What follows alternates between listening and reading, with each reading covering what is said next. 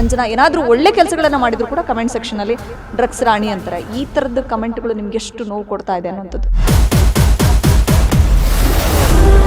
ನೀವೊಂದು ಹುಡುಗಿ ಆಗಿರ್ಬೋದು, ಹುಡುಗ ಆಗಿರ್ಬೋದು, ದಯವಿಟ್ಟು ಅವಾಚ್ಯ ಶಬ್ದಗಳ ಜೊತೆ ಯಾರಿಗಾದ್ರೂ ಟ್ರೋಲ್ ಮಾಡೋದನ್ನು ನಿಲ್ಲಿಸಿ. ಆ್ಯಂಡ್ ನನಗೆ ಆ ಸ್ಯಾಂಡಲ್ವುಡ್ ಡ್ರಗ್ ಕೇಸಲ್ಲಿ ಕ್ಲೀನ್ ಚಿಟ್ ಸಿಕ್ಕಿದೆ. ಇದನ್ನು ಕಚ್ಚಡವಾಗಿ ಯೂಸ್ ಮಾಡಿಬಿಟ್ಟು ಇನ್ನೂ ಕೀಳ್ಮಟ್ಟಕ್ಕೆ ಹೋಗಬೇಡಿ. ದರ್ಶನ್ ಅವರಿಗೆ ಜೈಲಲ್ಲೂ ಕೂಡ VVIP ಟ್ರೀಟ್ಮೆಂಟು, ರಾಜಾತಿಥ್ಯ ಕೊಡಲಾಗ್ತಾ ಇದೆ. ಅಲ್ಲಿ ಜಾಲಿ ಆಗಿದ್ದಾರೆ, ಎಂಜಾಯ್ ಮಾಡ್ತಾ ಇದ್ದಾರೆ, ಎಷ್ಟು ಆರಾಮಾಗಿದ್ದಾರೆ. ಒಂದು ಫೋಟೋನಲ್ಲಿ ಏನಮ್ಮ ಗೊತ್ತಾಗುತ್ತೆ, ಯಾರೊಟ್ಟಿಗೆ ಬೇಕಾದರೂ ಮಾತಾಡ್ಬೋದಾ ಅನ್ನೋಂಥದ್ದು. ಅವ್ರು ಯಾರೋ ಬಂದ್ಬಿಟ್ರೆ ಎದ್ದು ಹೋಗಯ್ಯ ನೀನು ಮರ್ಡ್ರರು ಅಂತ ಹೇಳೋಕ್ಕಾಗತ್ತಾ? ನೀವು ಒಳಗಡೆ ಇದ್ದಾಗ ನಿಮ್ಗೆ ಏನೇನು ಬೇಕು ಫುಡ್ಡು, ಅದೇ ಊಟನ ನೀವು ಹೊರಗಡೆಯಿಂದ ತರಿಸ್ಕೊಳ್ಳೋದಕ್ಕೆ ಅವಕಾಶ ಇತ್ತಾ? ಎಲ್ಲ ರೋಡಲ್ಲ ಮೀಲ್ ಸಿಗುತ್ತಲ್ಲ, ನೀರು ಥರ ಸಾಂಬಾರು, ನೀರು ಥರ ರಸಮು, ಏನೋ ಒಂದು ಪಲ್ಯ, ಆ ಥರ ಊಟ, ಬದುಕೋದಿಕ್ಕೆ ತಿನ್ನಬೇಕು ಆ ಥರ. ಅವ್ರು ದೌಲತ್ತಲ್ಲೇ ಇದ್ದಾರೆ ಅಂತ ಅನ್ಸುತ್ತಾ, ಅಥವಾ ದರ್ಶನ್ ಅವ್ರು ಇರೋದೇ ಹಾಗೆ ಅನ್ಸುತ್ತಾ, ಹೇಗೆ? ಸಾಕಪ್ಪ ಕೇಳಿದ್ದು, ಸಾಕಪ್ಪ ನೋಡಿದ್ದು, ದಯವಿಟ್ಟು ಅವ್ರಿಗೆ ಈ ಪ್ರಾಬ್ಲಮಿಂದ ಆಚೆ ತೆಗೀರಿ. ಬಹುಭಾಷಾ ನಟಿ ಸಂಜನಾ ಅವರು ಡ್ರಗ್ಸ್ ಕೇಸ್ನಲ್ಲಿ ಜೈಲಿಗೆ ಹೋಗಿದ್ದು ಆಯಿತು, ಜೈಲು ವಾಸ ಅನುಭವಿಸಿ ಬಂದಿದ್ದು ಆಯಿತು, ಬಂದ ನಂತರ ಅವರು ನಿರ್ದೋಷಿ ಅಂತ ಪ್ರೂವ್ ಆಗಿದ್ದು ಆಯಿತು. ಸೊ ಅದನ್ನು ಕೋರ್ಟೇ ಡಿಕ್ಲೇರ್ ಮಾಡಿದೆ, ಇವರು ಡ್ರಗ್ಸ್ ಕೇಸ್ನಲ್ಲಿ ಇವರು ನಿರ್ದೋಷಿ ಅಂತ. ಆದರೆ ಕಮೆಂಟ್ ಸೆಕ್ಷನ್ನಲ್ಲಿ ಇವತ್ತಿಗೂ ಕೂಡ ಇವರನ್ನು ಅವಮಾನಿಸುವಂಥ, ಅಪಮಾನಿಸುವಂಥ, ಕಮೆಂಟ್ ಮಾಡುವಂಥ, ಕಿಂಡಲ್ ಮಾಡುವಂಥ ಕೆಲಸಗಳಾಗ್ತಾ ಇದೆ. ಅವ್ರದ್ದೇನು ಹೇಳ್ತೀರಿ, ಡ್ರಗ್ಸ್ ರಾಣಿ ಅಥವಾ ಬೇರೆ ಬೇರೆ ಹೆಸರುಗಳಿಂದ, ಅವಾಚ್ಯ ಶಬ್ದಗಳಿಂದ ಒಬ್ಬ ಬಹುಭಾಷಾ ನಟಿಯನ್ನು ನಿಲ್ಲಿಸುವಂಥ ಕೆಲಸ ಆಗ್ತಾ ಇದೆ. ಸೊ ನಾನು ನಿರ್ದೋಷಿ ಅಂತ ಕೋರ್ಟು ಸಾಬೀತು ಮಾಡಿದ್ರು, ಕ್ಲೀನ್ ಚೀಟ್ ಕೊಟ್ಟಿದ್ರೂ ಸಹ ಈ ರೀತಿಯ ಕೆಟ್ಟದಾಗಿ ಕಮೆಂಟ್ ಮಾಡೋರಿಗೆ ನಾನು ಏನಂತ ಆನ್ಸರ್ ಮಾಡಲಿ? ನನ್ನನ್ನು ಕೋರ್ಟೇ ನಿರ್ದೋಷಿ ಅಂತ ಪ್ರೂವ್ ಮಾಡಿದ್ರು ಕೂಡ ಹಿಂಗೆ ಯಾಕೆ ಅವಮಾನಿಸ್ತಾ ಇದ್ದಾರೆ? ಇದೊಂಥರ ನೋವಲ್ಲೇ ನಮ್ಮ ಗ್ಯಾರಂಟಿ ನ್ಯೂಸ್ ಚಾನಲ್ ಜೊತೆ ಮಾತನಾಡಲಿಕ್ಕೆ ನನ್ನ ಜೊತೆ ಸಂಜನಾ ಗಲ್ರಾಣಿ ಮೇಡಮ್ ಇದ್ದಾರೆ.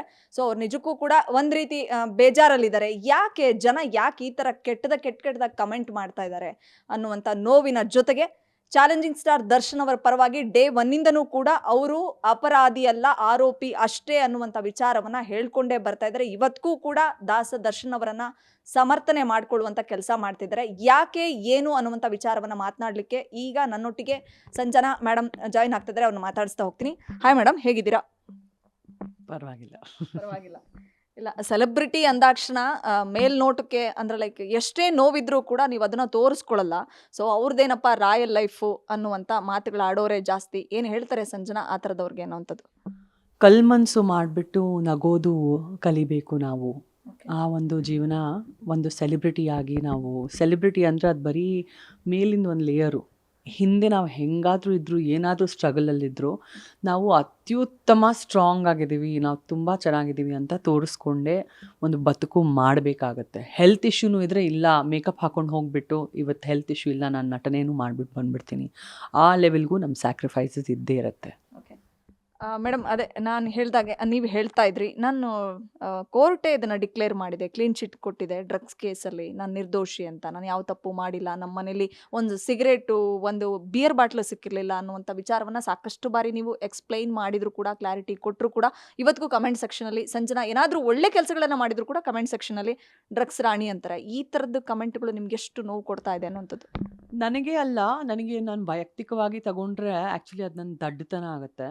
ಯಾರೇ ಒಂದು ಮಹಿಳೆಯಲ್ಲಿ, ನೀವೇ ಒಂದು ಆ್ಯಂಕರ್ ಆಗಿ, ಅಥವಾ ನಾನು, ಅಥವಾ ಯಾರೇ ಒಂದು ಯುನೋ ದೊಡ್ಡ ಆ್ಯಂಕರ್ ಇರಲಿ, ಜೆಂಟ್ಸ್ ಆ್ಯಂಕರೇ ಆಗಿರಲಿ, ನನಗೆ ಆ ಕಮೆಂಟ್ ಸೆಕ್ಷನ್ ನೋಡಿದ್ರೆ ಎಷ್ಟು ಬೇಸರ ಕಾಡುತ್ತಂದರೆ, ಹೇಗಪ್ಪ ಜನ ಹಿಂಗೆ ಬರೀತಾರೆ, ಹೇಗಪ್ಪ ಜನ ಬರೀಲಿಕ್ಕೆ ಈ ಥರ ಮನಸ್ಸಾಗುತ್ತೆ, ಎಷ್ಟಪ್ಪ ಜನರಿಗೆ ಫ್ರೀ ಟೈಮ್ ಇದೆ, ಏನು ಕೆಲಸ ಮಾಡೋ ಅವಕಾಶ ಇಲ್ವಾ? ಅಥವಾ ನೋಡಿ, ಈಗ ಕೋಲ್ಕತ್ತಾನಲ್ಲಿ ಡಾಕ್ಟರ್ದು ರೇಪೇ ನಡೆದ್ಬಿಡ್ತು, ಇಷ್ಟೇನಾ ರೆಸ್ಪೆಕ್ಟು ನಮ್ಮ ಈ ದೇಶದಲ್ಲಿ ಮಹಿಳೆಗಳಿಗೆ ಅಂತ ನನಗೆ ಈ ಒಂದು ಪ್ರಶ್ನೆ, ಬೇಸರ ಮನಸ್ಸಲ್ಲಿ ಕಾಡ್ತಾ ಇರುತ್ತೆ. ಇಷ್ಟು ವೀಕ್ ಇದೆಯಾ ನಮ್ಮ ಒಂದು ಲಾ ಆ್ಯಂಡ್ ಆರ್ಡರು? ಯಾರಿಗೆ ಬೇಕು, ಎಂಥದ್ದು ಬೇಕು ಮಾತಾಡಿ ಉಗಿದು ಯುನೋ ಎಂಜಿಲ್ ಮಾಡಿಬಿಟ್ಟು ಏನಾದರೂ ಬರೆದ್ಬಿಟ್ಟು ಅವರಿಗೆ ಏನೋ ಒಂದು ಕ್ರಮೆ ಇಲ್ವಾ ಅಂತ ನನಗೆ ಈ ಒಂದು ಇಡೀ ಸಿಸ್ಟಮ್ ಮೇಲೇ ಅದು ಈ ಒಂದು ಸಿಸ್ಟಮ್ ಇದು ಕರೆಕ್ಟ್ ಆಗಬೇಕಂದ್ರೆ ಇದು ನಾನು ನೀವು ಮಾಡೋಕ್ಕಾಗಲ್ಲ. ನಾವು ಬಾಯಲ್ಲಿ ರಿಕ್ವೆಸ್ಟ್ ಮಾಡೋಕ್ಕಾಗತ್ತೆ. ನೋಡಿ, ಹೆಂಗಸ್ಗೆಲ್ಲ ಯಾರಿಗೂ ಟ್ರೋಲ್ ಮಾಡಬೇಡಿ. ನಮ್ಮ ಹತ್ರ ಟೆಕ್ನಾಲಜಿ ಅನ್ನೋದು ಇರೋದು ನಾವು ಬೆಳೆಯೋದಕ್ಕೆ. ನಾವು ಓದೋದಕ್ಕೆ, ಕಾಲೇಜ್ಗಳಲ್ಲಿ ಕ್ಲಾಸ್ ಮಾಡೋದಕ್ಕೆ ಕಂಪ್ಯೂಟರ್ಗಳಿದೆ. ಮತ್ತು ನಾಲೆಡ್ಜ್ ಹಂಚ್ಕೊಳ್ಳೋದಕ್ಕೆ, ನ್ಯೂಸ್ ಹಂಚ್ಕೊಳ್ಳೋದಕ್ಕೆ ಅದ್ಭುತವಾದ ಇನ್ಸ್ಟಾಗ್ರಾಮ್, ಫೇಸ್ಬುಕ್, ಯೂಟ್ಯೂಬ್ ಟೆಕ್ನಾಲಜೀಸ್ ಇದೆ. ಇದರಲ್ಲಿ ಜನ ಅವ್ರ ಕರಿಯರೇ ಮಾಡ್ತಾ ಇದ್ದಾರೆ. ನಿಮ್ಮನ್ನ ನೋಡಿ, ನೀವು ಒಂದು ನ್ಯೂಸ್ ಆ್ಯಂಕರ್ ಆಗಿದ್ದೀರ ಅಂದರೂ ಇಷ್ಟು ಎಲ್ಲ ಟೆಕ್ನಾಲಜಿ ಬಳಸ್ತಾ ಇದ್ದೀರಾ ಪ್ರತಿದಿನ. ಬಟ್ ಈ ಟೆಕ್ನಾಲಜಿನ ಬಳಸ್ಬಿಟ್ಟು ಬೆಳೆಯೋ ಒಂದು ಮೆಂಟಾಲಿಟಿ ಜನರಿಗೆ ಯಾಕೆ ಇಲ್ಲ? ಬರೀ ಬೆಳೆಯೋದು ನೋಡಿ. ಇದನ್ನು ಕಚ್ಚಡವಾಗಿ ಯೂಸ್ ಮಾಡಿಬಿಟ್ಟು ಇನ್ನೂ ಕೀಳ್ಮಟ್ಟಕ್ಕೆ ಹೋಗಬೇಡಿ. ನೋಡಿ, ರೇಣುಕಾ ಸ್ವಾಮಿ ಅನ್ನೋನು ಏನೇ ಅವ್ನು ಮಾಡಿದ್ದು 100% ತಪ್ಪೇ. ಅವ್ರ ಮೇಲೆ ನಡೆದಿದ್ದು ತುಂಬ ದೊಡ್ಡ ತಪ್ಪು. ಬಟ್ ಅವ್ರು ಫಸ್ಟ್ ಆ್ಯಂಡ್ ಫಾರ್ ಆಲ್ ಮಾಡಿದ ಸೇಮ್ ತಪ್ಪೇ ನೀವೆಲ್ಲರೂ ಪದೇ ಪದೇ ಮಾಡ್ತಾ ಇದ್ದೀರಾ. ಬೇರೆಯವರು ಸಾವೇ ಅನುಭವಿಸ್ತಾ ಇದ್ದಾರೆ ಟೆಕ್ನಾಲಜಿನ ರಾಂಗ್ ಆಗಿ ಯೂಸ್ ಮಾಡಿಬಿಟ್ಟು. ಇನ್ನೂ ಜನರಿಗೆ ಬುದ್ಧಿ ಬಂದಿಲ್ವಾ? ಏನು ಸಿಗತ್ತೆ ನಿಮಗೆ ಬೇರೆಯವ್ರ ಮೇಲೆ ಟ್ರೋಲ್ ಮಾಡಿಬಿಟ್ಟು, ಕೆಟ್ಟದಾಗಿ ಮಾತಾಡಿಬಿಟ್ಟು? ಹೆಂಗೆ ಹೊಟ್ಟೆ ತುಂಬತ್ತೆ ನಿಮಗೆ? ಹೆಂಗೆ ಊಟ ಜೀರ್ಣ ಆಗುತ್ತೆ ನಿಮಗೆ ಬೇರೆಯವ್ರ ಮೇಲೆ ಇಷ್ಟು ಕೆಟ್ಟದಾಗಿ ಪದಗಳು ಬಳಸ್ಬಿಟ್ಟು? ನೀವೂ ಮಾಡಬೇಡಿ, ಹಾಗೂ ನಿಮ್ಮ ಗೆಳೆಯರಿದ್ರು, ನಿಮ್ಮ ಸ್ನೇಹಿತರಿದ್ರು, ನಿಮ್ಮ ಮಗ ಇದ್ರು, ನಿಮ್ಮ ತಂದೆ ಇದ್ರು, ಮಾತಾಡ್ಕೊಳ್ಳಿ. ಇಲ್ಲ, we will make internet a better place. ನಾವು ನಿಮ್ಮ ಮನೆಯಲ್ಲೂ ಒಂದು ಅಕ್ಕ ಅಂತ ಇರ್ತಾರೆ, ನೀವು ಒಂದು ತಾಯಿಯಿಂದಾನೇ ಹುಟ್ಟವರು. ಅದ್ರಲ್ಲಿ ಹುಡುಗಿರೇ ಆಗ್ಬೋದು. ಕೆಲವೊಂದು ಹುಡುಗಿರೇ ಹೊಟ್ಟೆ ಕಿಚ್ಚು ಬಂದ್ಬಿಟ್ಟು ಹೇಗೆ ಟ್ರೋಲ್ ಮಾಡ್ತಾರಂದರೆ, ನಾನು ಇದು ಹುಡುಗರೇ ಮಾಡ್ತಾರಂತ ಹೇಳಿದರೆ ಖಂಡಿತವಾಗ್ಲೂ ತಪ್ಪಾಗುತ್ತೆ. ಸೊ ನೀವೊಂದು ಹುಡುಗಿ ಆಗಿರ್ಬೋದು, ಹುಡುಗ ಆಗಿರ್ಬೋದು, ದಯವಿಟ್ಟು ಅವಾಚ್ಯ ಶಬ್ದಗಳ ಜೊತೆ ಯಾರಿಗಾದರೂ ಟ್ರೋಲ್ ಮಾಡೋದನ್ನು ನಿಲ್ಲಿಸಿ. ಆ್ಯಂಡ್ ನನಗೆ ಆ ಸ್ಯಾಂಡಲ್ವುಡ್ ಡ್ರಗ್ ಕೇಸಲ್ಲಿ ಕ್ಲೀನ್ ಚಿಟ್ ಸಿಕ್ಕಿದೆ. ನಾನು ಆಲ್ರೆಡಿ ಬಲಿಪಶು ಆಗಿ ಎಷ್ಟು ಅನುಭವಿಸಿದೆ ಅಂದರೆ, ನಾನು ಸಾವೇ ಕೇಳ್ಕೊಂಡ್ಬಿಟ್ಟಿದೆ. ನನಗೆ ಇನ್ನೂ ಮಾನಸಿಕವಾಗಿ ಆ ಒಂದು ಧಕ್ಕೆ, ನನ್ನ ಹೃದಯದಲ್ಲಿ ಆ ಒಂದು ಧಕ್ಕೆ, ಒಂದಷ್ಟು ಧಕ್ಕೆ ಹಂಗೆ ಉಳಿದಿದೆ. ಒಂದು ಸ್ವಲ್ಪ ವಾಸಿ ಆಗಿದ್ದೀನಿ ಅಂದರೆ ಇನ್ನೊಂದಷ್ಟು ಧಕ್ಕೆ ನಿಜಕ್ಕೂ ಹಂಗೆ ಇದೆ. ಅದನ್ನು ತಿರ್ಗಾ ಕೆರೆದು ನನಗೆ ನಿಜಕ್ಕೂ ನೋವಿನ ಮನಸ್ಸು ನನಗೆ ಮಾಡಿಬಿಡಿ. ನನ್ನ ಇನ್ನೂ ನೊಂದಿಸ್ಬೇಡಿ, ಇನ್ನೂ ಕುಗ್ಗಿಸ್ಬೇಡಿ. ನನಗೆ ತಿರ್ಗಾ ಬೆಳಿಬೇಕು, ಎಲ್ಲರ ಮುಂದೆ ಬಂದು ನಿಮ್ಮ ಮನೆ ಮಗಳ ಥರ ನನ್ನನ್ನು ನೋಡಿ. ಬಿಕಾಸ್ ನನ್ನ ಕ್ಲಿಯರಾಗಿ ಬಲಿಪಶು ಮಾಡಲಾಗಿದೆ. ನನಗೂ ಆ ಸ್ಯಾಂಡಲ್ವುಡ್ ಡ್ರಗ್ ಕೇಸ್ಗೂ ಏನೂ ಸಂಬಂಧ ಇಲ್ಲ. ನನಗೆ 100% ಹೈಕೋರ್ಟಿಂದ ಕ್ಲೀನ್ ಚಿಟ್ ಸಿಕ್ಕಿದೆ. ಮ್ಯಾಮ್, ಈಗ ಮತ್ತೊಮ್ಮೆ ಕ್ಲಾರಿಟಿ ಕೊಡೋ ಕೆಲಸ ಮಾಡಿದಿರಿ ನಮ್ಮ ಚಾನಲ್ ಥ್ರೂ. ನೋಡೋಣ ಮುಂದಿನ ದಿನಗಳಲ್ಲಿ ಯಾರೆಲ್ಲ ಇದಕ್ಕೆ ಸ್ಟಾಪ್ ಹಾಕ್ತಾರಾ ಅಥವಾ ಮುಂದೆ ಮಾತಾಡ್ತಾರೋ ಗೊತ್ತಿಲ್ಲ. ಅದಕ್ಕಂತೂ ಕ್ರಮ ಇದ್ದೇ ಇದೆ, ನೀವು ಹೇಳ್ದಾಗೆ ಸೋಷಿಯಲ್ ಮೀಡಿಯಾ ಮಿಸ್ಯೂಸ್ ಮಾಡಿಕೊಂಡ್ರೆ. ಬಟ್ ಈಗ ಅಟ್ ಪ್ರೆಸೆಂಟು ನೀವು ಯಾವತ್ತಿಗೂ ಕೂಡ ಅಂದರೆ ಈ ಕೇಸಲ್ಲಿ ರೇಣುಕಾಸ್ವಾಮಿ ಕೊಲೆ ಕೇಸಲ್ಲಿ ದರ್ಶನ್ ಅವರು ಸಿಗಾಕೊಂಡ ದಿನದಿಂದ ಇಲ್ಲಿ ತನಕನೂ ಕೂಡ ಅವರು ಆರೋಪಿ ಅಷ್ಟೇ, ಅಪರಾಧಿ ಅಲ್ಲ ಅನ್ನುವಂಥ ವಿಚಾರವನ್ನೇ ಹೇಳ್ಕೊಂಡು ಬರ್ತಿದ್ದೀರಿ. ಅಟ್ ಪ್ರೆಸೆಂಟ್ ನಿಮ್ಗೆ ಗೊತ್ತಿರುತ್ತೆ ವಿಚಾರ ಏನು ಅನ್ನೋವಂಥದ್ದು. ಸೊ ದರ್ಶನ್ ಅವರಿಗೆ ಜೈಲಲ್ಲೂ ಕೂಡ VVIP ಟ್ರೀಟ್ಮೆಂಟು, ರಾಜಾತಿಥ್ಯ ಕೊಡಲಾಗ್ತಾ ಇದೆ. ಸೊ ಕೈಯಲ್ಲಿ ಸಿಗರೇಟು ಹಿಡ್ಕೊಂಡು, ಕಾಫಿ ಹಿಡ್ಕೊಂಡು, ಒಂದು ರೆಸ್ಟೋರೆಂಟಲ್ಲಿ ಅಥವಾ ಒಂದು ರೆಸಾರ್ಟಲ್ಲಿ ಕುತ್ಕೊಂಡು ಮಜಾ ಮಾಡುವಂಥ ಒಂದು ಸೀಕ್ವೆನ್ಸ್ ಕಣ್ಮುಂದೆ ಬರ್ತಿದೆ ಅನ್ನುವಂಥದ್ದಕ್ಕೆ ಒಂದು ಫೋಟೋ ನಿದರ್ಶನವಾಗಿ ಸೋಷಿಯಲ್ ಮೀಡಿಯಾದಲ್ಲಿ ಹರಿದಾಡ್ತಿರ್ತಕ್ಕಂಥದ್ದು. ಸೊ ಏನು ಹೇಳ್ತಾರೆ ಫಸ್ಟ್ ರಿಯಾಕ್ಷನ್ ಸಂಜನಾ ಅವ್ರದ್ದು? ಅಲ್ಲಿ ಸಿಮೆಂಟ್ ಚೇರ್ಗಳು, ಅಲ್ಲಿ ಜೆಂಟ್ಸ್ ಸೆಕ್ಷನಲ್ಲಿ 15 ಎಕರೆ ಜಾಗ ಇದೆ. 7,000 ಅಪರಾಧಿ ಹಾಗೂ ಆರೋಪಿಗಳಿದ್ದಾರೆ. ಫಸ್ಟ್ ಆ್ಯಂಡ್ ಫಾರ್ ಆಲ್ ನಮ್ಮ ಕಂಟ್ರಿನಲ್ಲಿ ಆರೋಪಿ ಮತ್ತು ಅಪರಾಧಿಯ ವ್ಯತ್ಯಾಸನೇ ಜನರಿಗೆ ಗೊತ್ತಿಲ್ಲ. ಜೈಲಿಗೆ ಹೋದರೆ ಇವ್ರು 100% ತಪ್ಪು ಮಾಡಿದ್ದಾರೆ, ಜನನೇ ಡಿಕ್ಲೇರ್ ಮಾಡಿಬಿಡ್ತಾರೆ ಇವ್ರು ಮರ್ಡರರೇ, ಇಲ್ಲಾಂದರೆ ಜೈಲಿಗೆ ಹೋಗ್ತಾ ಇರಲಿಲ್ಲ. ಆರೋಪಿಗಳನ್ನು ಸಸ್ಪೆಕ್ಟು ಬಹುಶಃ ಇವ್ರು ಮಾಡಿರ್ಬೋದು ಅಂತ ಅಂದ್ಕೊಂಡ್ರೂ ಜೈಲು ಅನುಭವಿಸಲೇಬೇಕು. ಲಾ ಅನ್ನೋದು ಅಷ್ಟು ಅಚ್ಚುಕಟ್ಟುವಾಗಿ ಸ್ಟ್ರಿಕ್ಟ್ ಇದೆ ಈ ವಿಷಯದಲ್ಲಿ. ಹಾಗಾಗಿ ನಾವು ಮನೆಯಲ್ಲಿ ಅಷ್ಟು ಸೇಫಾಗಿ ಬದುಕ್ತಾ ಇದ್ದೀವಿ. ಇಲ್ಲಾಂದರೆ ರೋಡಿಗೆ ಮರ್ಡರ್ಗಳಾಗಿರೋದು. ರೈಟ್? ಸೊ ಆರೋಪಿ ಅಂದರೆ ಅವ್ರಿಗೆ they are completely innocent until proven guilty.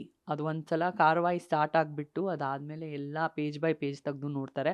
ಯಾರ್ದು ಎಷ್ಟು ಭಾಗ, ಎಷ್ಟು ನಿಜಕ್ಕೂ ಕಾಂಟ್ರಿಬ್ಯೂಷನ್ ಇದೆ. ಅದಾದಮೇಲೆ ಆರೋಪಿಯಾಗಿ ಆಚೆ ಬರ್ತಾರೆ, ಮತ್ತು ಅಪರಾಧಿಯಾಗಿ ಜೈಲ್ ಪಾರು ಆಗ್ತಾರೆ, ಮತ್ತು ಅವ್ರಿಗೆ ಸಜಾನೂ ಆಗುತ್ತೆ. ಸೊ ಇದು ಆರೋಪಿ ಹಾಗೂ ಅಪರಾಧಿಯ ಡಿಫ್ರೆನ್ಸ್. ಅದಿಲ್ಲದೆ ಅಲ್ಲಿ ಒಂದು 15 ಎಕರೆ ಜಾಗ ಇದೆ ಜೆಂಟ್ಸಲ್ಲಿ. ಅಲ್ಲಿ ಬೇಕ್ರಿ ಐಟಮಲ್ಲಿ ಸಣ್ಣ ಪುಟ್ಟ ಕಾಕಾ ಶಾಪಲ್ಲಿ ಇರುತ್ತಲ್ಲ, ಬೇಕ್ರಿ ಅಂದರೆ ಅದ್ಭುತ, ಒಂದು ಲಕ್ಸುರಿ ಬೇಕ್ರಿ ಏನಲ್ಲ, 5 ಸ್ಟಾರ್ ಹೋಟೆಲ್ ಥರ.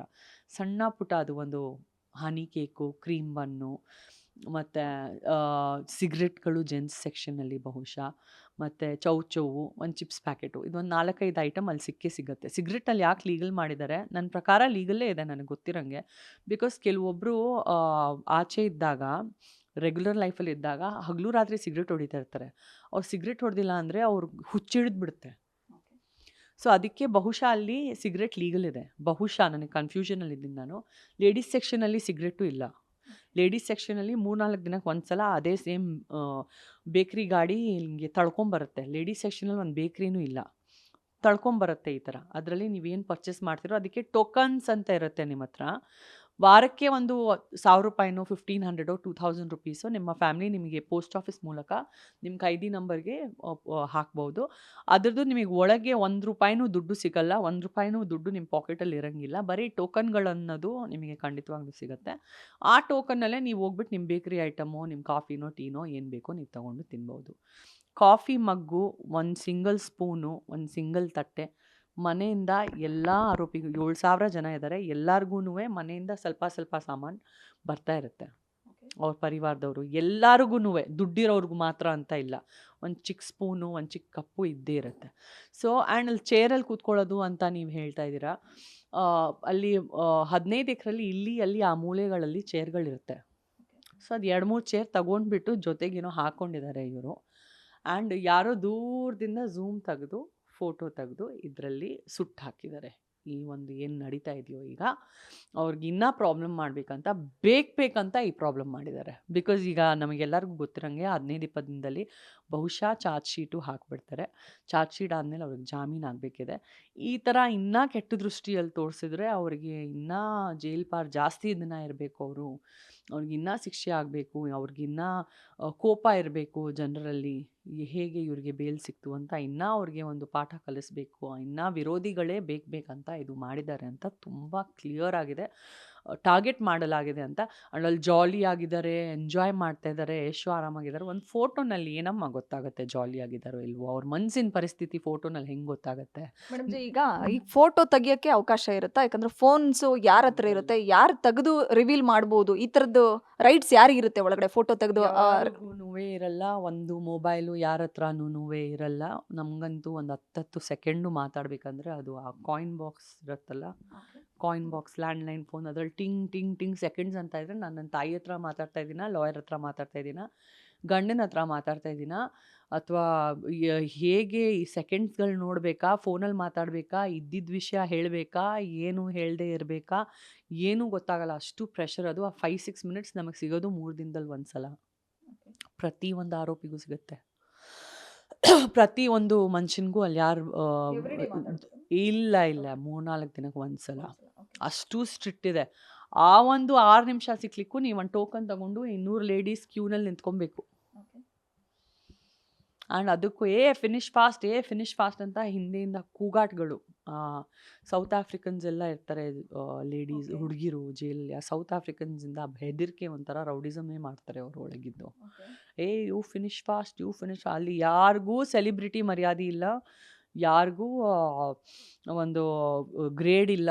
ಅಲ್ಲಿ ಸಿಕ್ಕಾಕೊಂಡ್ರೆ ನಿಜ ಒಂದೇ ಲೈನಲ್ಲಿ ಹೇಳಬೇಕಂದ್ರೆ ಸಾವು ಬರಬೇಕು. ಸಾವು ಅಂದರೆ ನಿಜಕ್ಕೂ ಸಾವಿಗೆ ಮುಕ್ತಾಯ ಅಂತಲೇ ಹೇಳ್ಬೋದು ನಾವು. ಜೀವನನೇ ಮುಗಿಸಿ ಮೇಲಿನ ನರಕಕ್ಕೆ ನೀವು ಹೊರಟೋಗಿ, ನೀವು ಬದುಕಿರುವಾಗ ನರಕ ಅನುಭವಿಸ್ಬೇಕಂದ್ರೆ ಮಾನಸಿಕವಾಗಿ, ದೈಹಿಕವಾಗಿ ಅಷ್ಟು ಅವಮಾನ ಸಹಿಸ್ಕೊಂಡು, ಅಷ್ಟು ನೋವು ಸಹಿಸ್ಕೊಂಡು, ಆ ಒಂದು ಎಲ್ಲ ಅಪರಾಧಿಗಳು, ಆರೋಪಿಗಳು ಒಂದು ರೀತಿ ಅವ್ರಿಗೆ ಮೆಂಟ್ಲೇ ಹತ್ತಿರುತ್ತೆ. ಆ್ಯಂಡ್ ಜನರಿಗೆ ಬಿಕಾಸ್ ಅಷ್ಟು ನೋವಿದೆ ಅದು ಅವರಲ್ಲಿ. ಮೆಂಟ್ಲ್ ಅಂದರೆ ಅಷ್ಟು ಲೂಸ್ ಆಗೋಗಿರ್ತಾರೆ. ಎಷ್ಟು ನೋವಿದೆ ಅಂದರೆ ಯಾರೂ ನೋವು ಹೇಳೋರಿಲ್ಲ, ಯಾರೂ ನೋವು ಕೇಳೋರಿಲ್ಲ, ನಿಮಗೆ ಯಾರೂ ಕೇರ್ ಮಾಡೋರಿಲ್ಲ. ಆ ಊಟ ತಿನ್ಲಿಕ್ಕೆ ಆಗ್ತಾಯಿಲ್ಲ. ರೋಡಲ್ಲಿ ಆ ಮೀಲ್ ಸಿಗುತ್ತಲ್ಲ, ನೀರು ಥರ ಸಾಂಬಾರು, ನೀರು ಥರ ರಸಮು, ಏನೋ ಒಂದು ಪಲ್ಯ, ಆ ಥರ ಊಟ, ಬದುಕೋದಿಕ್ಕೆ ತಿನ್ನಬೇಕು ಆ ಥರ. ಆ್ಯಂಡ್ ನಾವು ಆರಾಮಾಗಿ ಮನೆಯಲ್ಲಿ ಜೀವನ ಮಾಡಿಕೊಂಡು ಪರಿವಾರ ಜೊತೆ ಇದ್ದರೆ ನಿಜಕ್ಕೂ ಒಂದು ಪ್ಯಾರೆಟ್ನ ಎತ್ಕೊಂಡು ನೀವು ಒಂದು ಚಿಕ್ಕ ಕೇಜಲ್ಲಿ ಹಾಕ್ಬಿಡಿ. ಅದು ಹೆಂಗೆ ಕಟ್ಕೊಂಡಿರುತ್ತೆ, ಓಪನ್ ಆಗಿ ಸ್ಕೈಯಲ್ಲಿ ಓಡಾಡ್ತಾ ಇರೋ ಆ ಹಕ್ಕಿ ಸಡನ್ನಾಗಿ ಕೇಜಲ್ಲಿ ಹಾಕಿದ್ರೆ ಎಷ್ಟು ಹ್ಯಾರಸ್ಮೆಂಟ್ ಆಗಿರುತ್ತೆ, ಅಷ್ಟು ಒಂದು ಹ್ಯಾರಸ್ಮೆಂಟ್ ನಿಮಗೆ ಅನುಭವ ಆಗುತ್ತೆ. ಸೊ ಇದೆಲ್ಲ ಬರ್ತಾ ಇರೋದು, ಇದು ದರ್ಶನ್ ಅವ್ರ ಫೋಟೋ ಲೀಕ್ ಆಗಿರೋದ್ರಿಂದ ಇದು ಒಂದು ಬೇರೆನೇ ರೀತಿ ಪಿಕ್ಚರೈಸ್ ಆಗಿಬಿಟ್ಟು ಆಚೆ ಬರ್ತದೆ. ಅಲ್ಲದೆ ಆ ಜಾಗದಲ್ಲಿ ಬೇರೆ ಯಾರೋ ಕೂತಿದ್ರೆ ನಿಜಕ್ಕೂ 1% ಏನೂ ಇರ್ತಾ ಇರಲಿಲ್ಲ. ಮ್ಯಾಮ್, ಈಗ ನೀವು ಕೂಡ ಡ್ರಗ್ಸ್ ಕೇಸಲ್ಲಿ ಒಳಗಿದ್ದಿದ್ರಿಂದ ಕೇಳ್ತಾ ಇರೋದು. ರಾಗಿಣಿ ಮೇಡಮು ಇದ್ರು, ನೀವು ಇದ್ರಿ, ಇನ್ನೊಂದು ಸ್ವಲ್ಪ ಜನ ಇದ್ರು. ನಿಮ್ಗೆ ಆ ಥರದ ಅವಕಾಶಗಳಿತ್ತಾ ಒಟ್ಟಿಗೆ ಕೂತು ಮಾತಾಡೋದಕ್ಕೆ, ಡಿಸ್ಕಷನ್ ಮಾಡೋದಕ್ಕೆ, ಒಂಚೂರು ರಿಲ್ಯಾಕ್ಸ್ ಆಗೋದಕ್ಕೆ? ಯಾಕಂದರೆ ಇವಾಗ ದರ್ಶನ್ ಅವರು ಅವ್ರದ್ದೇ ಬಳಗದ ಇನ್ನೊಬ್ಬ ವ್ಯಕ್ತಿ ಇದ್ದಾನೆ, ಜೊತೆಗೆ ಗ್ಯಾಂಗ್ಸ್ಟರ್ಗಳಿದ್ದಾರೆ, ಅವರಿಬ್ಬರು ಜೊತೆ ಕೂತಿರೋರು ಒಂದಿಬ್ಬರು ಗ್ಯಾಂಗ್ಸ್ಟರ್ಗಳಿದ್ದಾರೆ. ಸೊ ಹೀಗೆ ಯಾವುದೋ ಕೇಸಲ್ಲಿ ಒಳಗೋಗಿರೋರು ಎಲ್ಲರೂ ಕೂಡ ಒಟ್ಟಿಗೆ ಕೂತ್ಕೊಂಡು ಡಿಸ್ಕಷನ್ ಮಾಡೋದಕ್ಕೆ ಅವಕಾಶ ಇರುತ್ತಾ, ಅಥವಾ ಬ್ಯಾರಕ್ಕಲ್ಲೇ ಇರಬೇಕಾಗತ್ತಾ? ಇಲ್ಲಿವರೆಗೂ ಗೊತ್ತಿದ್ದು ದರ್ಶನ್ ಅವರು ಇಂಥದ್ದು ಬಂದಿಖಾನೆ ಬಿಟ್ಟು ಹೊರಗಡೆ ಬರ್ತಾ ಇಲ್ಲ, 4 ಗೋಡೆ ಮಧ್ಯೆ ಒಬ್ಬರೇ ಇದ್ದಾರೆ, ಬೇಜಾರಾದಾಗ TV ನೋಡ್ತಾರೆ ಅಷ್ಟೇ, ಹೊರಗಡೆ ಯಾರ ಜೊತೆ ಬೆರೀತಾ ಸಿಗ್ತಾ ಇಲ್ಲ ಅನ್ನುವಂಥ ಮಾಹಿತಿ ಇತ್ತು. ಸೊ ಈ ಥರ ಹೊರಗಡೆ ಬರೋಕ್ಕೆ ಅವಕಾಶ ಇರುತ್ತಾ? ಬಂದು ಮಾತಾಡಲಿಕ್ಕೆ ಯಾರೊಟ್ಟಿಗೆ ಬೇಕಾದರೂ ಮಾತಾಡ್ಬೋದಾ ಅನ್ನುವಂಥದ್ದು? ಇಲ್ಲಮ್ಮ, ಅಲ್ಲಿ 15 ಎಕರಲ್ಲಿ ಯಾವ ಆರೋಪಿ ಆಗಿದ್ರು, ಯಾವ ಅಪರಾಧಿ ಆಗಿದ್ರು, ಆ 15 ಎಕರಲ್ಲಿ ಎಲ್ಲಾದ್ರೂ ಓಡಾಡ್ಕೊಬಹುದು. ಯಾರ ಜೊತೆ ಕುತ್ಕೊಂಡು ಡಿಸ್ಕಷನ್ ಈಗ ಏನಾಗತ್ತೆ, ನೀವು ಸೆಲೆಬ್ರಿಟಿ ಆಗಿದ್ರೆ ನಾವು ಕೂತಿರ್ತೀವಿ, ಬೇಜಾರಲ್ಲಿ ಒಬ್ರೇ ಕೂತಿರ್ತೀವಿ. ಜನ ಬಿಡ್ತಾರ ನಮಗೊಬ್ರೇ ಕೂತ್ಕೊಳ್ಳೋಕ್ಕೆ? ಬಂದೀಗ ಸಡನ್ಲಿ ಪಕ್ಕದಲ್ಲಿ ಕೂತ್ಕೊಂಡ್ಬಿಡ್ತಾರೆ. ಆಲ್ರೆಡಿ ನಾವು ನಮ್ಮ ಟೆನ್ಷನಲ್ಲಿ ಇರ್ತೀವಿ, ಜಾಮೀನು ಯಾವಾಗ ಆಗತ್ತೆ, ಇದೇನಪ್ಪ ಈ ಥರ ಲೈಫ್ ಆಗೋಯ್ತು ಅಂತ. ಅವ್ರು ಯಾರೋ ಬಂದ್ಕೊಟ್ರೆ ಎದ್ದು ಹೋಗಯ್ಯ ನೀನು ಮರ್ಡರರು ಅಂತ ಹೇಳೋಕ್ಕಾಗತ್ತಾ? ಆಗತ್ತಾ? ಇಲ್ಲ. ಆಗಲ್ಲ ತಾನೇ.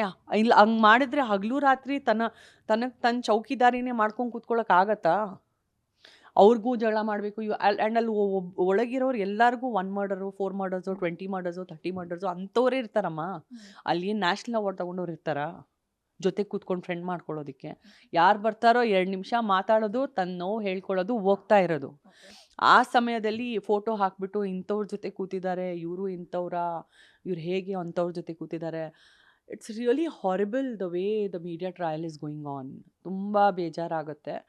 ಆ್ಯಂಡ್ ಇದರ ನೋಡಿ, ಅವರು ಕುತ್ಕೊಂಡು ಆ ಕಾಫಿ ಬಂದು ಕೋಟಿಗಟ್ಟಲೆ ಒಂದು ಲಾಸ್ ಮಾಡಿರೋ ಕಾಫಿ ಅದು. ಅವ್ರು ಕುಡ್ದಿರೋ ಕಾಫಿ ಎಲ್ಲ ಮಗ್ಗಲ್ಲಿ ಕೂತ್ಕೊಂಡು, ಬಿಕಾಸ್ ಈಗ ಅವ್ರಿಗೆ ಬೆಳ್ಳಾರಿ ಜೈಲ್ಗೆ ಶಿಫ್ಟ್ ಮಾಡಲಾಗ್ತಾ ಇದೆ. ಆ್ಯಂಡ್ ಇದರಿಂದ ಅವ್ರ ಪರಿವಾರ ಅವ್ರಿಗೆ ಮೀಟ್ ಮಾಡಲಿಕ್ಕೆ ಎಷ್ಟು ಪ್ರಾಬ್ಲಮ್ ಆಗುತ್ತೆ. ಅಷ್ಟು ಡಿಸ್ಟೆನ್ಸಲ್ಲಿ ಅವ್ರಿಗೆ ಹಾಕಿದ್ರೆ ನಿಜಕ್ಕೂ ಆಲ್ರೆಡಿ ಎಷ್ಟು ನೊಂದಿದ್ದಾರೆ ಅವ್ರ ಪರಿವಾರದವರು. ನಾವೆಲ್ಲ ವೆಲ್ ವಿಷರ್ಸು ವೇಟ್ ಮಾಡ್ತಾಯಿದ್ದೀವಿ ಫಿಲ್ಮ್ ಇಂಡಸ್ಟ್ರಿಯಿಂದ. ಹೋಮಗಳಾಗ್ತಾ ಇದೆ ಫಿಲ್ಮ್ ಇಂಡಸ್ಟ್ರಿನಲ್ಲಿ, ಎಲ್ಲ ಸರಿಪಡು ಭಗವಂತ ಅಂತ. ನೋಡಿದ್ರೆ ಇನ್ನೂ ಈ ಹೊಸ FIR ಏನೋ ಆಗಿದೆ ಅಂತ ಕೇಳ್ಪಟ್ಟೆ. ಸೊ ಇಷ್ಟೆಲ್ಲ ತಲೆನೋವು ಬೇಕಾಗಿದೆಯಾ, ಇನ್ನೇನು ಸ್ವಲ್ಪ ದಿನದಲ್ಲಿ ಆಚೆ ಬರೋರು ಅಂತ ಎಲ್ಲೋ ಒಂದು ಕಡೆ ಅನ್ನಿಸ್ತಾ ಇದೆ. ಅವ್ರ ಫಿಸಿಕ್ ಬಗ್ಗೆನೂ ಕಮೆಂಟ್ಗಳು ಮಾಡ್ತಾ ಇದ್ದಾರೆ, ಪ್ರಶ್ನೆಗಳು ಮಾಡ್ತಾ ಇದ್ದಾರೆ. ಏನಂದರೆ ದರ್ಶನ್ ಅವರು ಫುಲ್ ಮಾನಸಿಕವಾಗಿ ತುಂಬ ಕುಗ್ಗೋಗಿದ್ದಾರೆ, ಫುಲ್ ಸಣ್ಣ ಆಗಿದ್ದಾರೆ, ಅವ್ರಿಗೆ ಬಾಯ್ಲ್ಡ್ ಮಾಡಲಾಗಿದೆ, ಅಂದರೆ ತಲೆ ಎಲ್ಲ ಬೋಳ್ಸಿದ್ದಾರೆ.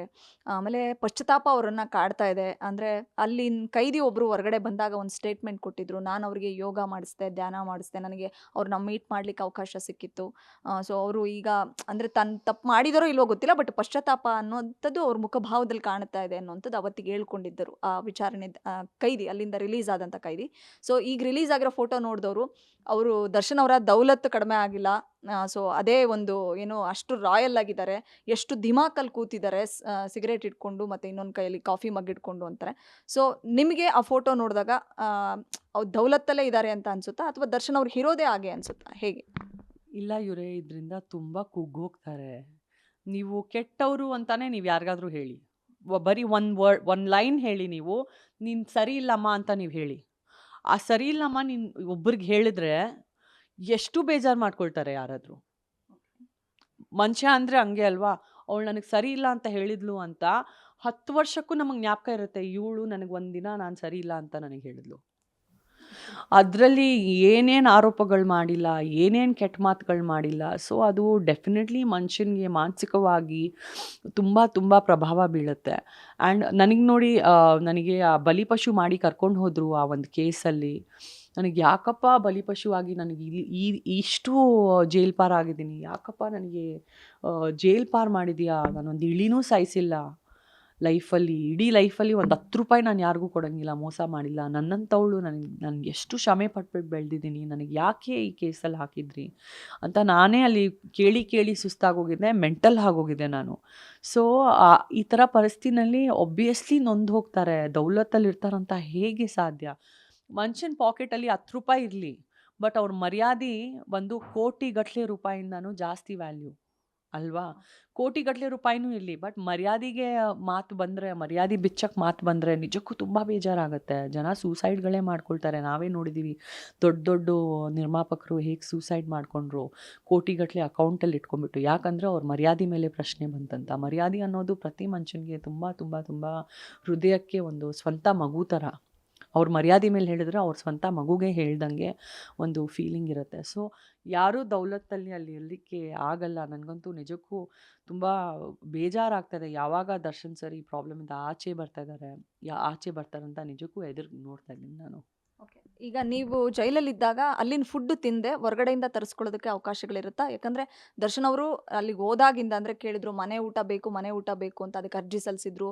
ಅರ್ಜಿ ಅದು ರಿಜೆಕ್ಟ್ ಆಯ್ತು. ಮನೆ ಊಟ ಕೊಡಂಗಿಲ್ಲ ಅನ್ನುವಂಥದ್ದಾಯ್ತು. ಬಟ್ ಇವತ್ತು ಅವ್ರ ಫೋಟೋ ರಿಲೀಸ್ ಆದ್ಮೇಲೆ ಅದು ಅವರು ಕೂತ್ಕೊಂಡಂತ ರೀತಿ ನೋಡಿದ್ಮೇಲೆ ಎಲ್ಲರೂ ಮಾತಾಡ್ಕೊಳ್ತಿರೋದು ಅವ್ರಿಗೆ ಏನೇನ್ ಬೇಕಿತ್ತಲ್ಲ ಬೇರೆ ಬೇರೆ ಕಡೆ ಬಿರಿಯಾನಿ ಇರ್ಲಿ ಅಥವಾ ಅವ್ರು ಏನ್ ಇಷ್ಟಪಟ್ಟು ತಿಂತಾರೋ ಎಲ್ಲಾ ಊಟವನ್ನು ಕೂಡ ಹೊರಗಡೆಯಿಂದ ಒಳಗಡೆ ತರಿಸ್ಕೊಳ್ತಾ ಇದ್ದಾರೆ ಅನ್ನುವಂಥ ವಿಚಾರ ಇದೆ. ಹೌದಾ? ಅಫ್‌ಕೋರ್ಸ್ ನೀವು ಒಳಗಡೆ ಇದ್ದಾಗ ನಿಮ್ಗೆ ಏನೇನ್ ಬೇಕು ಫುಡ್ಡು ಅದೇ ಊಟನ ನೀವು ಹೊರಗಡೆಯಿಂದ ತರಿಸ್ಕೊಳ್ಳೋದಕ್ಕೆ ಅವಕಾಶ ಇತ್ತಾ? ಅಥವಾ ಹೇಗೆ ಮ್ಯಾಮ್? ಇದೆಯಾ ಬಿರಿಯಾನಿ ಎಲ್ಲ ಫೋಟೋನಲ್ಲಿ? ಅಲ್ಲಲ್ಲ. ಊಟನೂ ಹೊರಗಡೆಯಿಂದ ಹೋಗುತ್ತೆ ಅನ್ನುವಂಥದ್ದು ಇಲ್ಲ, ಇದೆಲ್ಲ ಊಹೆ ಪೂಹೆ.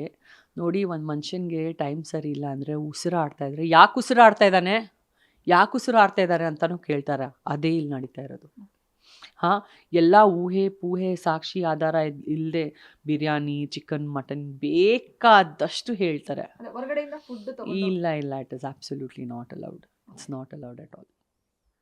ಹಾಗಾದ್ರೆ ಈ ಆರೋಪಗಳನ್ನೆಲ್ಲ ಕೇಳಿಸ್ಕೊಂಡಾಗ ನೀವೊಬ್ಬ ದರ್ಶನ್ ಅಭಿಮಾನಿಯಾಗಿ ಮತ್ತೆ ಕೋಸ್ಟಾರ್ ಆಗಿ ಏನ್ ಅನ್ಸುತ್ತೆ ಮ್ಯಾಮ್? ಸಾಕಪ್ಪ ಕೇಳಿದ್ದು, ಸಾಕಪ್ಪ ನೋಡಿದ್ದು, ದಯವಿಟ್ಟು ಅವ್ರಿಗೆ ಈ ಪ್ರಾಬ್ಲಮಿಂದ ಆಚೆ ತೆಗೀರಿ. ಸಾವಸದ ದೋಷದಿಂದ ಅವರು ಇಲ್ಲಿ ಜೈಲ್ ಪಾರ್ ಆಗಿದ್ದಾರೆ. ಇನ್ನೊಂದು ಕಡೆ ನೋಡಿದ್ರೆ ರೇಣುಕಾಸ್ವಾಮಿ ಅವ್ರ ತಂದೆ, ಅವರ ತಾಯಿಯ ವೀಡಿಯೋಸ್ ನೋಡಿದೆ, ತುಂಬ ಬೇಸರದಲ್ಲಿ ಅಳ್ತಾ ಇದ್ರು. ಅವ್ರಿಗೆ ಹೇಗಾದರೂ ನ್ಯಾಯ ಸಿಗಬೇಕು. ದರ್ಶನ್ ಅವ್ರದ್ದು ಬರೀ ಸಾವಸದ ದೋಷ ಆಗಿರಬೇಕು, ಇದರಿಂದ ಸಂಪೂರ್ಣವಾಗಿ ಅವ್ರು ಆಚೆ ಬರಬೇಕು ಅಂತ ದೇವರಲ್ಲಿ ನಾನು ಕೇಳಿಸ್ಕೊಳ್ತಾ ಇದ್ದೀನಿ. ಹೀಗೆ ಒಳ್ಳೇದನ್ನೇ ಬಯಸುವಂಥ ಸಂಜನಾಗೆ ತುಂಬ ಜನ ಕೆಟ್ಟದಾಗಿ ಕಮೆಂಟ್ ಮಾಡ್ತಾರೆ. ಅವ್ರದ್ದೇನು ಹೇಳ್ತೀರಿ ಬಿಡ್ರಿ ಅಂತಾರೆ. ದರ್ಶನ್ ಪರವಾಗಿ ಆಕೆ ಸಮರ್ಥನೆ ಮಾಡ್ಕೊಳ್ತಾರೆ. ಅವ್ರ ಮನೇಲಿ ಯಾರಿಗಾದ್ರೂ ಈ ಥರ ಕೊಲೆ ಕೇಸ್ ಆಗಿದ್ರೆ ಬಿಡ್ತಾ ಇದ್ರಾ? ಯಾಕೆ ದರ್ಶನ್ ಅವ್ರ ಪರವಾಗಿ ನಿಂತಿದ್ದಾರೆ?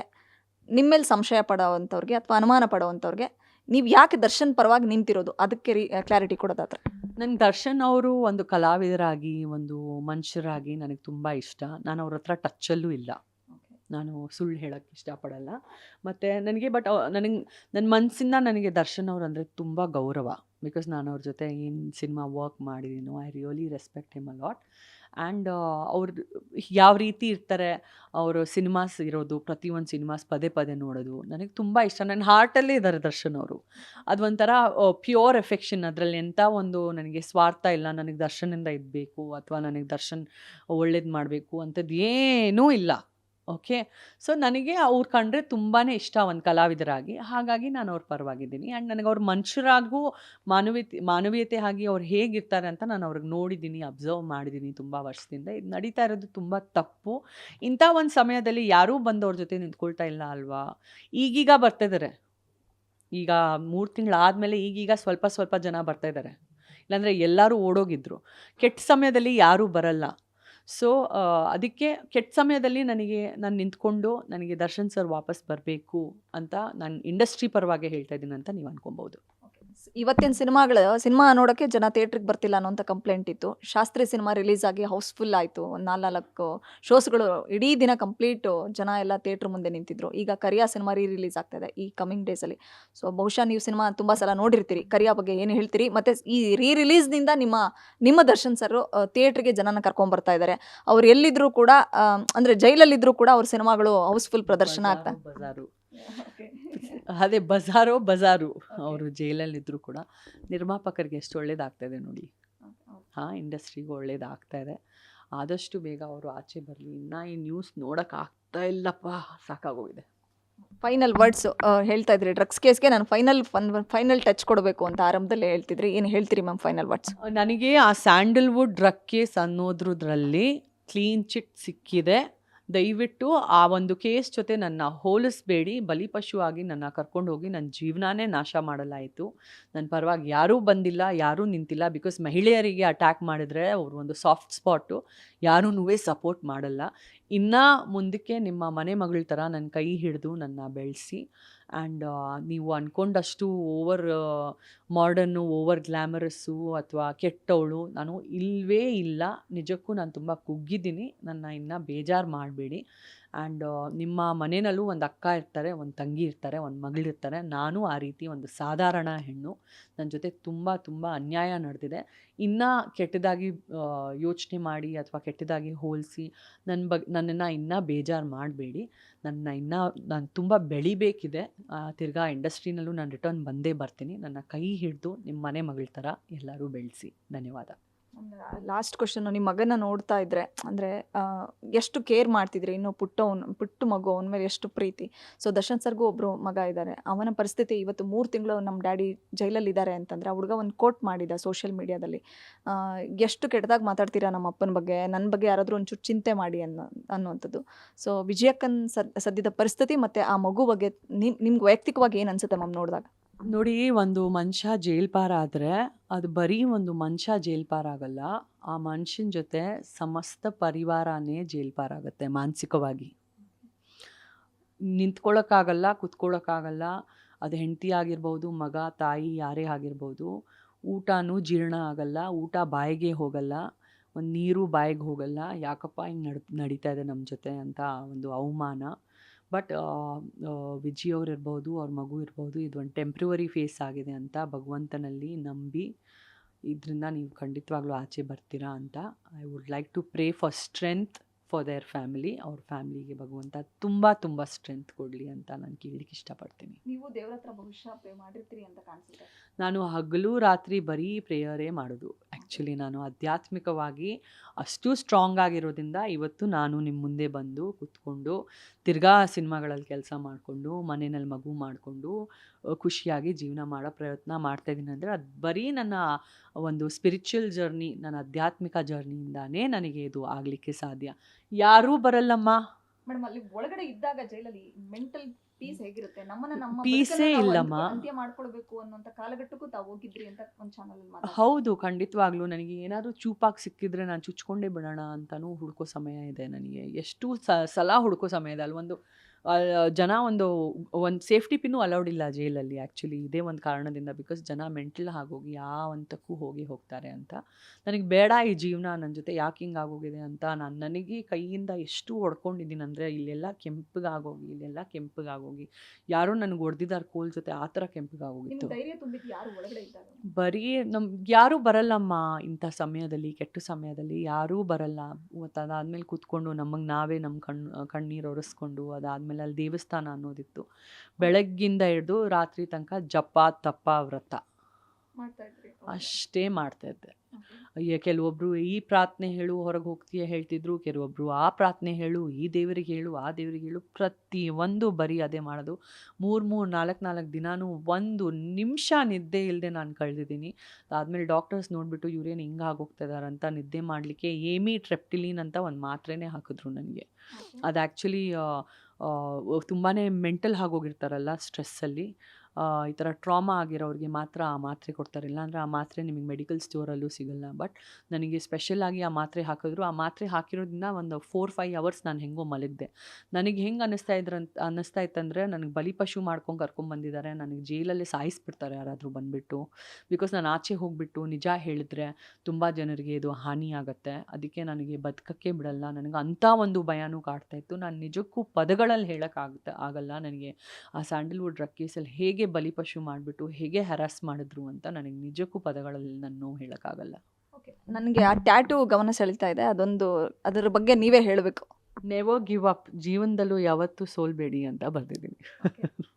ಯಾವ ಹಂತದಲ್ಲೂ ತಾವು ಬಿಟ್ಕೊಟ್ಟಿಲ್ಲ ಅಂತ ಕಾಣಿಸುತ್ತೆ. ಹೌದು, ಅಂದರೆ ಯಾವ ಹಂತದಲ್ಲೂ ಬಿಟ್ಕೊಟ್ಟಿಲ್ಲ. ಬಿಟ್ಕೊಟ್ರು 2-3 ದಿನ ಬಿಟ್ಕೊಟ್ಟಾದ್ಮೇಲೆ ನಾನು ಬಿಟ್ಕೊಡಲ್ಲಪ್ಪ, ನಾನು ನಿಂತು ತೋರಿಸ್ತೀನಿ ಅಂತ ತಿರ್ಗಾ ಎದ್ದು ಬಂದಿದ್ದೀನಿ. Thank you madam. Thank you so much. Thank you. ಇದಿಷ್ಟು ನಟಿ ಸಂಜನಾ ಗಲ್ರಾಣಿ ಮೇಡಮ್ ಮಾತುಗಳಾಗಿತ್ತು. ಸಾಕಷ್ಟು ವಿಚಾರಗಳನ್ನು ಗ್ಯಾರಂಟಿ ನ್ಯೂಸ್ ಚಾನಲ್ ಜೊತೆ ಹಂಚ್ಕೊಂಡ್ರು. ಏನೇ ಮಾಡಿದ್ರು ಕೂಡ ನೆವರ್ ಗಿವ್ ಅಪ್ ಅನ್ನುವಂಥದ್ದು ಅವರು ಟ್ಯಾಟೂನಲ್ಲೇ ಇದೆ. So tattoo ಹಾಕಿಸ್ಕೊಂಡಿದ್ದಾರೆ.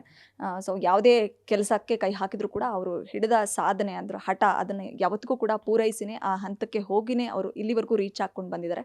ಸೊ ಸಾಕಷ್ಟು ಬಾರಿ ನಮ್ಮೊಟ್ಟಿಗೆ ಮಾತಾಡ್ತಾ ಹೇಳ್ತಾರೆ, ನಾನು ಡ್ರಗ್ಸ್ ಕೇಸಲ್ಲಿ ಫಿಟ್ ಆಗಿದ್ದು ಹೌದು, ಬಟ್ ನನಗೆ ಕ್ಲೀನ್ ಚಿಟ್ ಸಿಕ್ಕಿದೆ ಅನ್ನುವಂಥದ್ದು. ಬಟ್ ಇವತ್ತಿಗೂ ಕೂಡ ಎಲ್ಲಾದರೂ ಅವ್ರ ಕಾರ್ಯಕ್ರಮಗಳಲ್ಲಿ ಮಾತಾಡ್ತಾ ಹೋದಾಗ ವಿಡಿಯೋಸ್ಗಳು ಅಪ್ಲೋಡ್ ಆದಂಥ ಸಂದರ್ಭದಲ್ಲಿ ಡ್ರಗ್ಸ್ ರಾಣಿ ಅಂತಾರೆ. ಸೊ ಈ ಒಂದು ಕಮೆಂಟ್ಗಳು ಅವರಿಗೆ ತುಂಬ ಹರ್ಟ್ ಆಗುತ್ತೆ. ಮುಂದಿನ ದಿನಗಳಲ್ಲಿ ಕಮೆಂಟ್ ಮಾಡೋದಕ್ಕೂ ಮುಂಚೆ ಒಂಚೂರು ನಿಮ್ಮನೆ ಮಕ್ಕಳ ಬಗ್ಗೆ ಯೋಚನೆ ಮಾಡಿ ಅನ್ನುವಂಥದ್ದೇ ನಮ್ಮೆಲ್ಲರ ಆಸೆ ಕೂಡ. ಬೆಂಗಳೂರಿನಿಂದ ಕ್ಯಾಮ್ರಾ ಪರ್ಸನ್ ಗಿರೀಶ್ ಜೊತೆ Vishalakshi, entertainment bureau, guarantee news. Guarantee news, ಸುದ್ದಿ ಖಚಿತ, ನ್ಯಾಯ ನಿಶ್ಚಿತ.